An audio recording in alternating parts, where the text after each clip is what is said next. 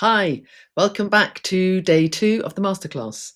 And if you're binging it, hi from 5 minutes ago. Okay, so let's talk about empaths and highly sensitive people. So, um, for me, I feel like it stems from a lack of safety. Now, this could be historical ancestral stuff, could even be past life. Um, so if you have a traumatic birth and so you come into the world, go, whoa, blimey, it's very important that you have the nurturing with particularly the mother, because the mother has been there with developing during the developmental stage, is to have a sense of safety. Okay, so if there's stress in the household, for example, and Gabor Mate says this, if there's stress in the household, then it can form a form of disassociation. When children kind of stare off into space, and it's like them coping with the only way they can cope with the trauma, whether it could be literally a conversation or a situation that you're actually in, or abuse, or any form of trauma.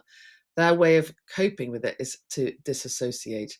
So what happens when they disassociate is that actually they're not connected to themselves. Now, I am generalizing here, obviously, big time, because there's masses of different types of empaths and different types of highly sensitive people. We're all different, but it boils down to one thing: not being connected to yourself. So I know it sounds like, oh my God, Lulu, that's just so easy. It is easier than we realize. So just think about it for a moment. Our bodies are like a suitcase carrying the soul that's come down. I mean, some people say chosen to come into this world.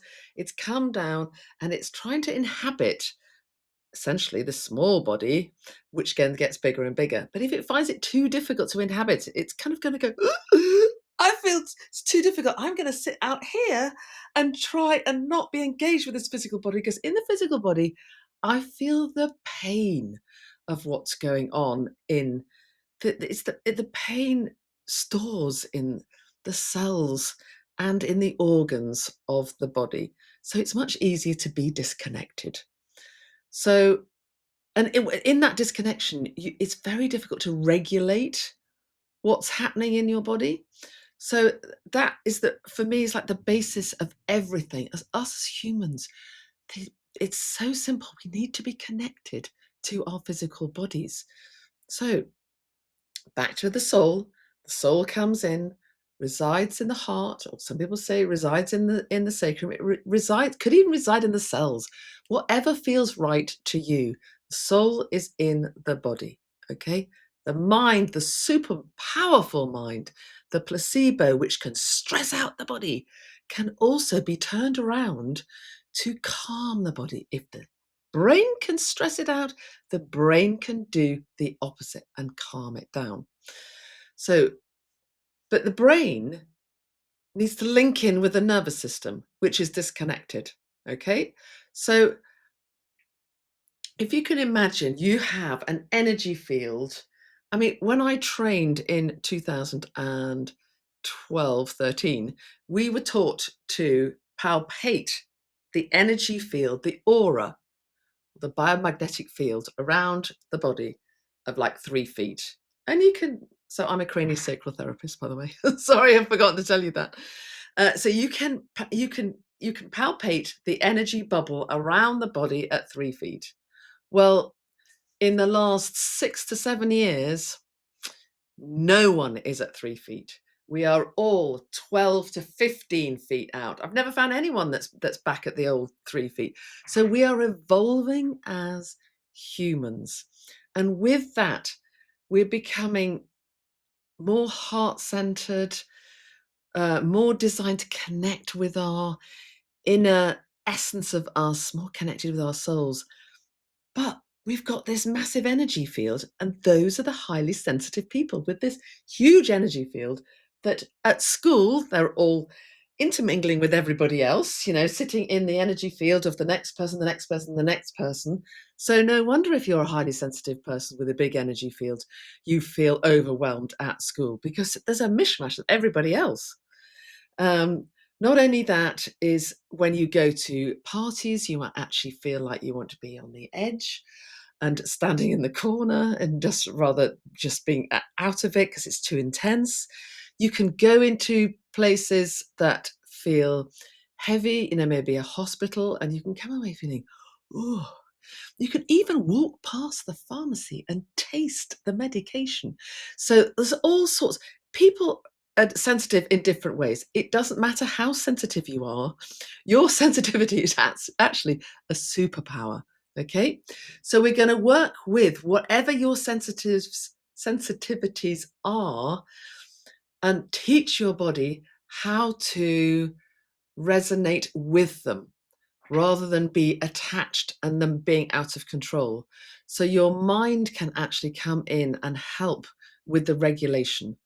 So that's where I'm coming from. I come from um, not the same place as everybody else is coming from. I like to be curious.